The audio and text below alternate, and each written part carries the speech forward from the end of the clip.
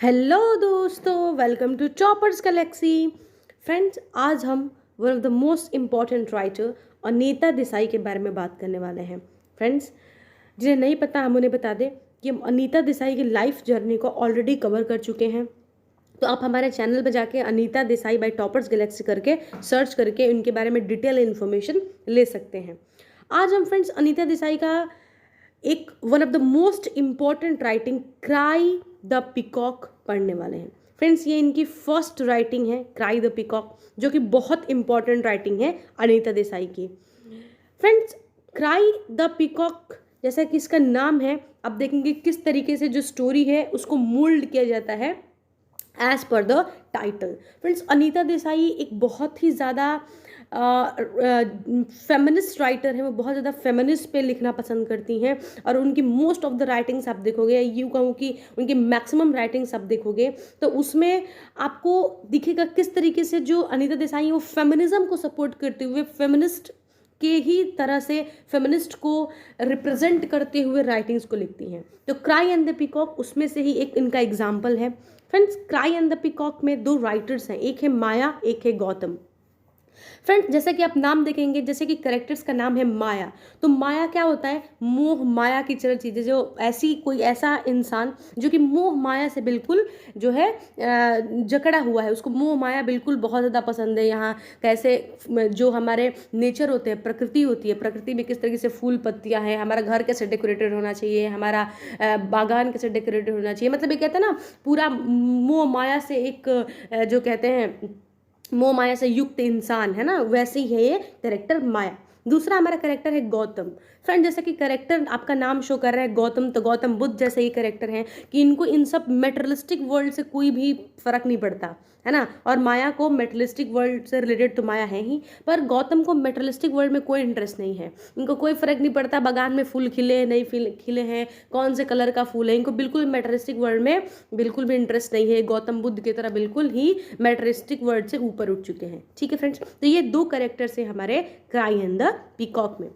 Friends, cry and the peacock जैसे मैंने बताया बहुत इंपॉर्टेंट राइटिंग है अनीता देसाई की। फ्रेंड्स, इसमें ये बात करते हैं कि किस तरीके से जो एक कैरेक्टर है इनका माया, ये इसका मेन कैरेक्टर है। आप देखेंगे कि अनीता देसाई की राइटिंग में जो है ये जो मेन कैरेक्टर्स होते हैं वो ज़्यादातर फीमेल्स ही होती हैं। ठीक है, तो यहाँ पे भी माया यहाँ की जो है ये आपकी जो है मेन कैरेक्टर यहाँ पे इनको देखने मिलेगी। ठीक है फ्रेंड्स, माया जो है ये बहुत ही ज़्यादा रिच फैमिली से बिलोंग करती है। इनके फादर बहुत ही ज़्यादा रिच होते हैं।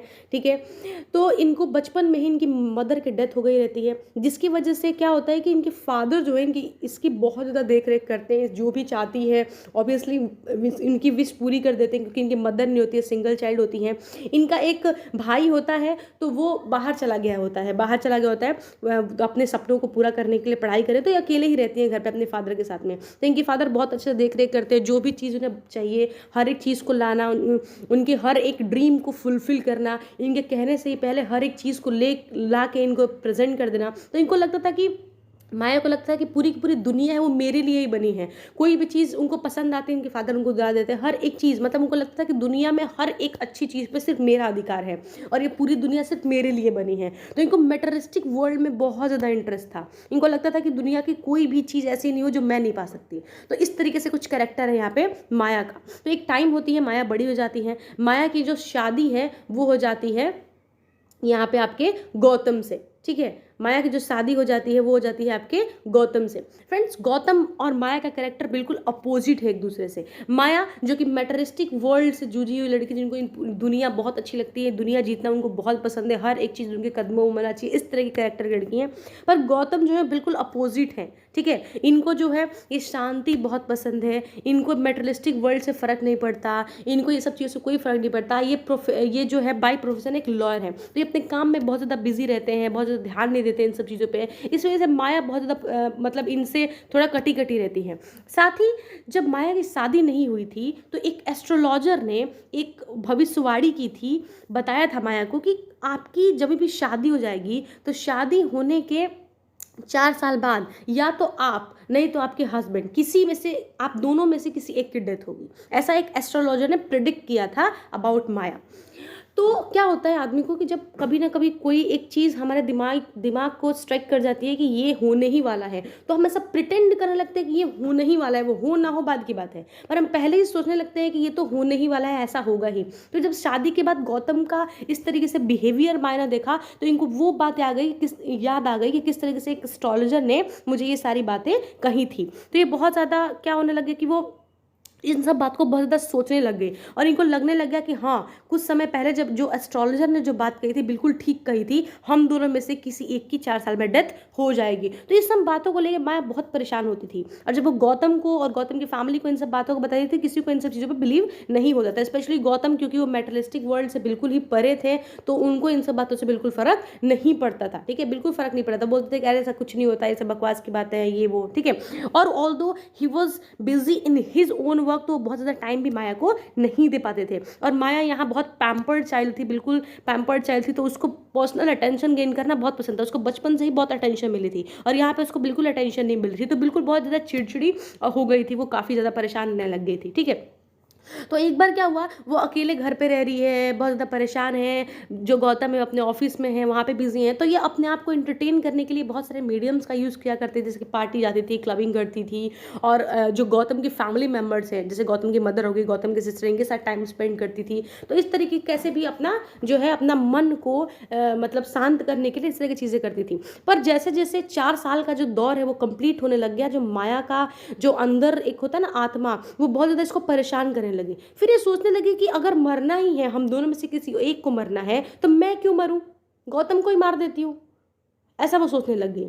ठीक है, तो माया बहुत ज़्यादा परेशान होने लगी और उसकी परेशानियों में, जैसे मान लो वो घर में अकेले सोई हो तो उसको लगता था कि जैसे कोई बहुत ज़्यादा कोई जो मोर है ना, कोई मोर बाहर रो रहा है, उसको रोने की आवाज़ आती थी, कुत्ते बिल्ली लड़ रहे हैं इसकी आवाज़ आती थी, मतलब जितने भी नेगेटिव थॉट्स होते थे ना वो आते थे। स्पेशली उसको मोर की रोने की बहुत ज़्यादा आवाज़ आती थी, उसको नाचता हुआ मोर अच्छा नहीं लगता था, उसको नेगेटिव मोर अच्छा लगता था, उसको ऐसा लगता था जैसे मोर बहुत ज़्यादा रो रहा है, चीड़ मतलब ऐसा परेशानी कर रहा है ना। क्राई द जो पीकॉक है, ये टाइटल यहीं से आई है, मोर के रोने से। जो नेगेटिव थॉट्स उसके दिमाग में आते थे ना, उसमें सबसे ज़्यादा थॉट आता था कि उसको ऐसा लगता था कि बहुत ज़्यादा मोर रो रहा है, कुत्ते बिल्ली रो रहे हैं मेरे दरवाजे पे है ना, बहुत लोग झगड़ा कर रहे हैं, खून बह रहा है, इस तरीके की चीजें इसको हमेशा दिमाग में नेगेटिव चीजें आया करती थी। तो एक दिन इसने सोचा कि मैं क्यों ना खुद क्यों मरूं, मैं गौतम को ही मार देती हूँ। हाँ, दोनों में से किसी एक को मरना है, तो मुझे तो ये दुनिया बहुत पसंद है, वैसे भी ये मेटलिस्टिक वर्ड से इसको कोई फर्क नहीं पड़ता, तो ये जी के भी क्या करेगा।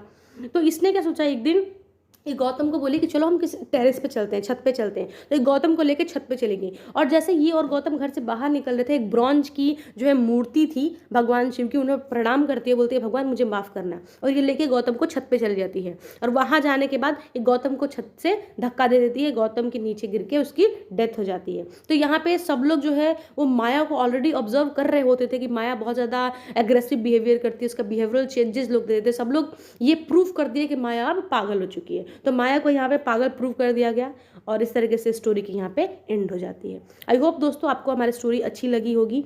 ये एक बहुत ही प्यारी सी स्टोरी थी और फर्स्ट राइटिंग थी हमारी अनीता देसाई की, जो कि मैंने आपको डिलीवर करने की कोशिश की। आई होप आपको समझ में आई होगी। कोई डाउट है, आप कुछ भी पूछना चाहते हैं, आप कमेंट बॉक्स में करके पूछ सकते हैं फ्रेंड्स।